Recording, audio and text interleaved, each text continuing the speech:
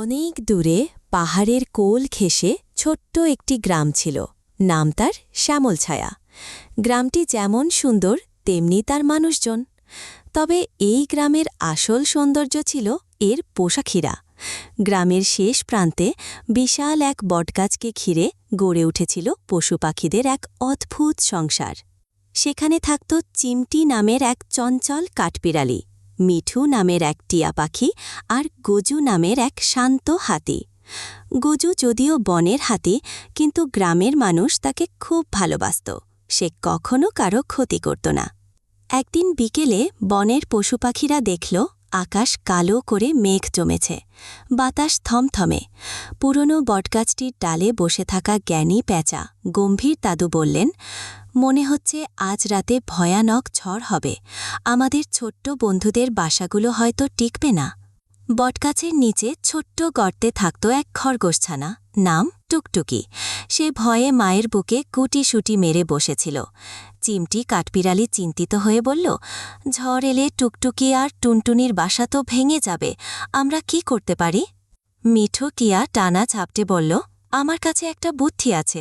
আমরা সবাই মিলে নদীর ধারের পরিত্যক্ত গুহাটা পরিষ্কার করে ফেলি।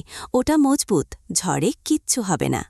কিন্তু সময় খুব কম, একা কারো পক্ষে এত দ্রুত কাজ করা সম্ভব নয়। তখনই এগিয়ে এলো কজু হাতি।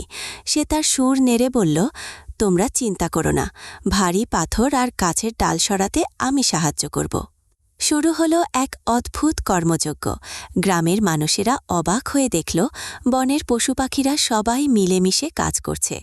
গজু বড় বড় পাথর সরিয়ে গুহার মুখ বড় করল। চিমটি আর তার বন্ধুরা জঙ্গল থেকে নরম ঘাস আর লতাপাতা এনে গুহার ভেতরে বিছিয়ে দিল। পাখিরা শুকনো ডালপালা এনে দেয়ালগুলো আরও নিরাপদ করল। সন্ধ্যা নামতেই শুরু হলো তুমুল ঝড়।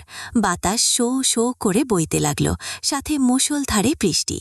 কিন্তু বনের সব পশু পাখি তখন গুহার ভেতরে নিরাপদ। গজু গুহার মুখে পাহারাদার হয়ে দাঁড়িয়ে রইল, যাতে বৃষ্টির ছাট ভেতরে না আসে। ছোট্ট টুকটুকি খরগোশ নির্ভয়ে গজুর পায়ের কাছে বসে রইল। টুনটুনি পাখিটি গজুর কানের কাছে বসে গান গাইতে লাগল, যেন ঝড়ের ভয় কাউকে স্পর্শ করতে না পারে। পরদিন সকালে যখন ঝড় থামল, সোনালি রোদে ছলমল করে উঠল পুরো গ্রাম শ্যামলছায়া। গ্রামের মানুষেরা নদীর ধারে গিয়ে দেখল এক অভাবনীয় দৃশ্য। হাতি, কাঠবিড়ালি, পাখি, খরগোশ সবাই একসাথে রোদ পোহাচ্ছে। তাদের মধ্যে কোনো হিংসা নেই, ভয় নেই, আছে শুধু ভালোবাসা আর একে অপরের বিপদে পাশে দাঁড়ানোর তৃপ্তি।